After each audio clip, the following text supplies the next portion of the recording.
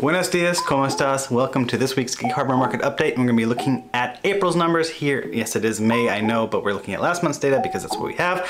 Anyway, I've been gone for a couple weeks. It's good to be back in Gig Harbor. I missed you too, and if you're new here, I will miss you in the future. No, I will not. No, that doesn't sound right either. Anyway, thank you for joining the channel. Please subscribe if you like anything Gig Harbor Market real estate related. And I'm gonna get into it here. And I was on vacation for a little bit. Now I'm back in the full swing of things, so I'll be making these videos again weekly. I was gone for 2 weeks, so I'm sorry about that. And if you haven't guessed by now, yes, I was in Hawaii. Yeah. And as they say in Hawaii, más cervezas, por favor. Anyway, let's get into it. Let's look at the latest and greatest numbers here as the spring market really gets into the swing of things and we transition into summer. And we're also going to look at what I forecast for the rest of the year, which nobody else has. So yeah, a little insider information here. Thank you for joining me, and let's get into the numbers. All right, let's begin by looking at our Northwest MLS data. Here we go. We look at, well, this is the entire MLS. You can see that it is dipping down, but we always like to be more nuanced. So we'll see that here in a second. So we typed in Gig Harbor. We're going to look at residential only. We're going to keep bedrooms, lot sizes. New construction type, I do like to do previously owned because new construction can, the way their inventory gets released can change data. I don't like to have weird spikes in my data. So that's that. Square footage will remain the same. We're going to include waterfront, and then instead of a 12-month rolling data, we're going to do 3-month to really give us a better picture of what is the current trend that's going on. And so this is our median sales price of April, which is now $784,000. That is the median price of a home here in Gig Harbor. And if you haven't been here before, you will not know this, but in my previous videos, I've mentioned that I expected that March and February will be our low of the year at $700,000 for our median sales price. And now we've come back up a staggering 12% month over month, which is incredible. And these numbers to the right that you see, I don't know if you zoom in, if you have a phone, I'm sorry. It basically says 3.7%. That means that we're up 3.7% year over year. And if I pull up April here, in April we were just over 750. So we've gone up since April of last year, but still under what we had a high here in June and May, which was kind of the top of the frenzy. And it kind of is a scary thing here to have 784 with our interest rates currently where they are. I don't know what's gonna happen honestly next month. But we're not gonna be talking about prices for next month. I'm gonna be talking about new listings for next month, but stay tuned for that. All right, now that we've looked at that, we can look at some other numbers here. Specifically, let's go looking at new listings here. We're gonna look at April, of course, because that's the month we're looking at. We had 202 listings in April, and what does that mean, right? So we can see here at the top right, if you can't see it on your phone, I'm sorry, we're down almost 30% from last year. So last year we had 282 new listings, so almost 300. The year before that we also had 282, and then it goes down to say 250, 270. So we're around that 280 mark, so we can use that to kind of infer we're down, you know, the 30% that we typically see per month. So that means that buyers really don't have a lot of inventory, so a 30% reduction in inventory for them means that there's fewer houses to choose from. Now what's good to see is that we did have a modest tick up between March and April. That I think that goes within historical norms to see that amount of inventory pickup between month over month, but just historically speaking, our April is lacking inventory. So that makes it harder for buyers to find something, and it also, because of the interest rates, means that buyers have a harder time affording houses that are coming on the market because just the interest rates are destroying purchasing power. So yeah, with that said, I will come back to what I expect for the rest of the year, looking at new listings. But before that, let's look at days on market, because that has been a roller coaster ride. All right, click here, and wow, look at that, huh? I don't know if days on market goes this big. 10 years. So just to give you a bigger picture, we're not going to talk about 10 years worth of data, but if you see this lull in days on market, that's because that was during the COVID frenzy, and yes, houses were on the market the median house was on the market for 5 days. Incredible. When interest rates began to tick up, and they did drastically here, we see, wow, almost 50 days on the market for, you know, the median house. And we've had a drastic pullback. We're down now to 16 days, which is quite incredible. I saw that because of, you know, March at 35, but I didn't expect it to go all the way down to 16. I was expecting more like in the 20s. So it's incredible that we saw that amount of drop in days on market. So that means buyers are out there and they're snatching up houses pretty quickly, and, you know, just a little above 2 weeks, which is good despite the interest rates that we're facing here. Oh, before I move on into inventory, I did like to just mention one thing is Gig Harbor's median price is almost $800,000 now, and so it really depends on which price range you're looking at. If you're looking at between $400,000 and $500,000, those houses get snatched up super quick. And during April, we had 6% of listings that were in that $400,000 to $500,000 range. So those, you know, those few houses get snapped up real quick, just because of, you know, the amount of buyers looking at Gig Harbor that have had their purchasing power whittled down by the interest rates. So I notice houses that are between let's say 8 and 1.5 million kind of linger, just because I think that's still, people are using mortgages to afford those, and for some reason that buyer pool isn't as desperate for those houses. And then anything above like $2 to $3 million, if it's the right home, it goes off the market in the weekend, because there are people with, you know, blank checkbooks just waiting for the right house to come on the market, and they got a lot of money to spend and they're just waiting for the right one. So it's an interesting dynamic between the low and the high end getting snapped up real quick, and the middle, I would say upper middle class, those houses are on the market a little bit longer, versus the $700,000 house, $800,000 house. Those, you know, you can see here they get bought up in 2 weeks. But yeah, anyway, let's get into inventory now, because that's an interesting look as well. All right, now clicking on months supply of pending, also known as inventory, basically shows how many how many homes are on the market. So that's, if no more houses get added to the market, essentially, it would take X amount of months before all the houses are sold and no houses remain. So we can see here in 2018, we had 1.4 months of inventory, which is, you can see here, we had a fair bit of houses back in 2014, 15, 16, and it's just been gradually decreasing. And that even despite all the new homes that have been built here in Gig Harbor, our inventory is just awful. I mean, it was really bad here in the COVID years, but now we're here in we have 1.2 months of inventory here. So basically, if no other houses get on the market in 1 month, essentially, all the houses will be bought up. So this shows how many buyers there are and how many sellers there are, kind of that balance here. So it's just not a lot right now. Even in 2018, it was 1.4. So we've just, Gig Harbor's been suffering from really low inventory, and that boosts the price, and it's harder to find a house here than it is in like Tacoma or somewhere that's more dense.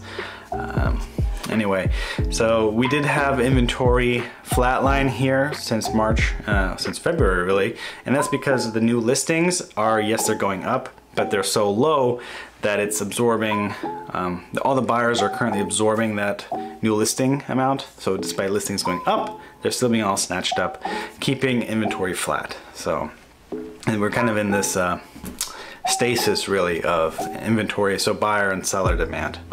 So, supply and demand. We can also see the buyer activity and the seller activity here by shows per listing, and we went from 7.6 showings, or this is, I guess, foot traffic, so how many people go through each listing. We went from 7.6 to 7.7, so essentially no increase in buyer activity per listing. So the amount of new listings had essentially the same amount of buyers interested in. So it's just been, I would say, kind of a stasis here. Both the supply and demand side of things are kind of matched up right now. So that's just interesting to see. This data only goes back, I think, 5 years, 2019, and I don't really even trust this data back here, so it's really just looking at this data, but also this data skewed because of just the COVID years where we had a crazy amount of buyers per listing. This graph in front of us now is showing new listings going back for over 10 years, and benchmark, while looking at where we were landing each April, notice just a small bit of a trend picking up. So here these green dots are now representing how many listings there were in April. I expect to happen. You can see that they kind of float around you know, this 300 mark, but that's not really relevant. It's more of where do they line up on the whole years between the peak and the trough. So kind of looking at some sort of patterns that have been forming here. And you can start seeing like, oh, well, this is midpoint, okay, almost midpoint, midpoint, and then, sorry, a phone call. And then the rest of them seem to be close to the 75% or somewhere about there. So I started looking at that and seeing if I could put this into graphical format. So this red bar now is showing how much between the April and then the peak of that year. And then in order to get a ratio, because this is, and we're not starting at 0 here, we're starting at whatever this random trough is, we can start seeing the ratios between the red and then the blue bars. And using this, I wanted to extrapolate how many more listings are we going to see this year by using past data. So then I decided, okay, let's take away the extremes, which happen to be these 2 years. So I don't think the extremes are going to be happening this year. I mean, they could, of course. You know, history does repeat itself. But I took the average of these red ones that are remaining and said, okay, what happens? And then this is what I anticipated the trough would be. Again, you know, the trough can also go back to the historical trough here, but we're just assuming that it goes back to the beginning of the year. And then on top of that, I put then also, so I did a larger red, so the larger of the, I guess the median, and then the smaller the medium. So this shows us between the most expected low and the most expected high for the years remaining of listings. So then this basically means that June, July will peak between 280 to 310 new listings. And okay, that sounds, okay, who cares, right? Well, I want to show what that means in graphical format, because then you can start thinking, okay, if we're gonna peak around here and then the rest of the year just really dips back down, what does that mean for inventory for the rest of the year? And to show you, this line then represents kind of that sweet spot of between those two, well, in the curly bracket there. So if this is our peak, this thick black line now, you can see that we're going to be at pretty much historical lows in terms of you know, recent data. Obviously, when Gig Harbor was first started, there weren't that many houses for sale. But in terms of the last 10 years, we're going to be looking at a pretty low listing amount. And if you know, if we go, let's you know, if we're down here, let's say our listings are actually down here per se. You know, what does that mean in terms of new listings? Like, this is quite the shortage when you compare it to some of these other years that we had. And it's like 3 times as many listings in 2017. So it just puts a stark comparison of where we can be and where we are currently. So that just puts it into flub that one. That puts into perspective here about where we're going to be for the remainder of the year. And you know, if you're a buyer, you know, chances are you're not going to be able to find your dream house. I mean, there's always that remote possibility, but just the fact that there's going to be so few listings means that there's going to be fewer options to choose from. So, and as a seller, that means great, you have less competition and there's going to be more buyers, more eyeballs on your listing. So that's good. As long as you price it right, you shouldn't have any problem selling in this market. So yeah, it's just kind of a sluggish market as I predicted in the beginning of this year. But we'll see how the Fed plays out and how the recession will play out. But that's my current forecast for the rest of the year. So I hope you enjoyed this. So let me just draw it here in case you see it in visual format. So we can go somewhere like this, and then back down. So that's what's gonna likely transpire for the rest of this year. Ooh. I can see that with my head in the way. Okay, anyway, I hope you enjoyed this. Hope it was insightful. I'll see you next week, and if you haven't yet, subscribe please, and thanks for watching all the way to the end, and I'll see you next week. Okay, now as promised, we're going to be looking at what I predict for this year, and we're going to be looking back 10 years, and the chart you see in front of you is our new listings. And I will add a couple of dots here, and these dots, as it adds, yeah, are the months of April for each of those years. And I noticed some patterns starting to crop up here. I was seeing that April can be in the midpoint of the year or closer towards the 60 to 75% of the year. So there's still, you know, depending on how much more activity we're gonna get in June and July. And that really spells out that high of June, July, and then whoop, we go back down to our fall and winter season. So let me just show you how I went through this, my thought process. So basically I put a red bar to visualize how much more the peak is from April. And then I added a blue bar to show what the trough will be. And then, let's see. So then I took those numbers, then, so this is just hiding really the chart behind it. And then I took out the extremes. And then what I had left is I stretched all the bars to fit, so it's comparing apples to apples, so they all fit within these blue bands. And then you can really see this April is that point where the blue turns to red. So once we analyze that, then we can start then putting those, no, I guess I should back up. Once we have those, then I essentially stretched this ratio now to meet between the April and then the trough of this year. So that's what I started drawing in here. Here is the April point, and then this is what we can expect for the rest of the year. So in all likelihood, we'll go from here up to here, and it's a possibility we can go up to here. So this would be pretty much our range of expectation of new listings. So this shows you that, and then basically in numerical terms we're talking about between 280 to 310 new listings. That's going to be our peak for June and July, and then the rest of the year is just, you know, down as seasonal patterns continue. So, and once we look at, you know, let's say the average gets hit, what does that mean in terms of looking at past data? And that means we're going to be looking at record low inventory. Basically, this is a very good scenario of taking place. So that means we have continuous low inventory for the rest of the year, a sluggish market, interest rates will probably remain high until the Fed starts trying to fight off a recession.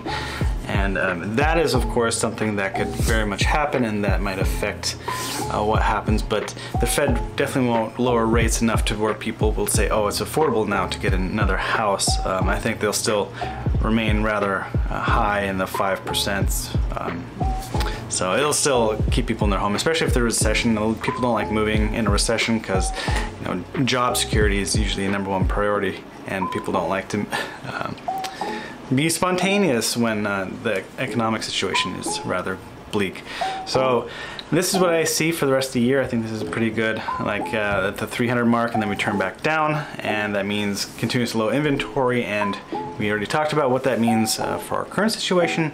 So that's basically it. Now you can go out and impress your friends and tell them how smart you are now that you've seen all the latest and greatest data and the forecast for the rest of the year. So that's it for me. I hope you are subscribed and watching these regularly.